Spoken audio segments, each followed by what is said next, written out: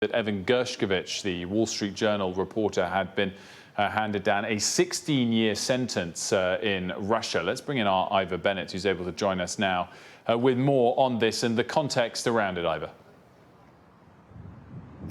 Yeah, well, we were inside the courtroom for the verdict, and it was quite a moment. I think the verdict itself, the guilty verdict, was expected, given the conviction rates of the Russian legal system here, 99% conviction rate. So the verdict itself was expected, but that doesn't make this any less significant. This is a major moment, don't make no mistake about it. An American journalist convicted of espionage here in Russia and sentenced to 16 years in prison. And it's a mark, I think, of just how low relations have sunk between Russia and the US. The last American journalist to be accused of spying here in Russia was Nicholas Danilov back in 1986 at the height of the Cold War. He was released without charge in a prisoner exchange after 13 days.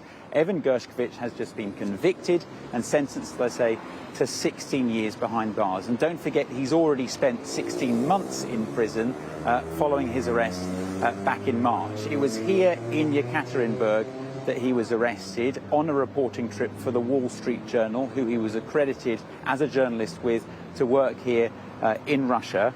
But Russia says he was spying for the CIA, gathering secrets, they claim, on a tank factory nearby. And Moscow has previously claimed that he was caught red-handed.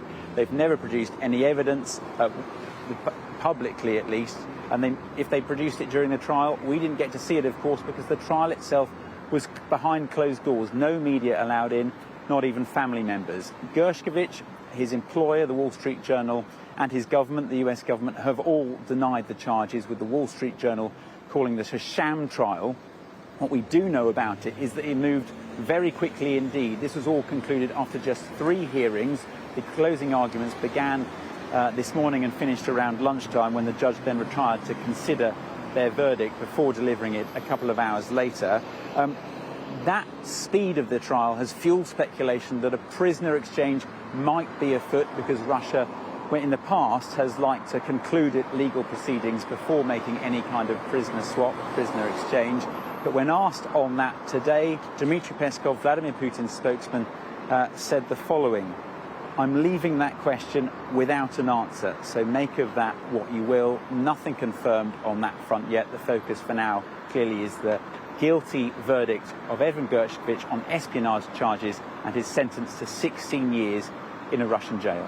As you said, I think it was widely expected that he would be convicted. As you said, the scale of the punishment seems pretty big, 16 years. You were there in the courtroom as that was confirmed, no doubt, alongside other Western journalists. I just wonder what the mood was amongst those fellow Western journalists, including yourself, as you see a Wall Street Journal reporter handed a 16-year prison sentence.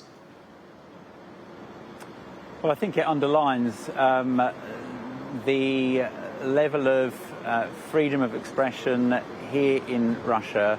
According to America, according to the American government, according to the Wall Street Journal, Evan Gershkovich was just doing his job as a journalist. He and should be able to freely operate as a journalist. They say journalism is not a crime. I'm an accredited journalist here in Russia, alongside a very few, actually, other foreign journalists, and I was one of only 2 foreign journalists covering this trial. And I think it really highlights the dangers posed to journalists. But we are here to cover what is a huge story, I think, between the underlying the tensions between Russia and the West at the moment, particularly Moscow and Washington. And I'm sure it's not the last we'll hear about this.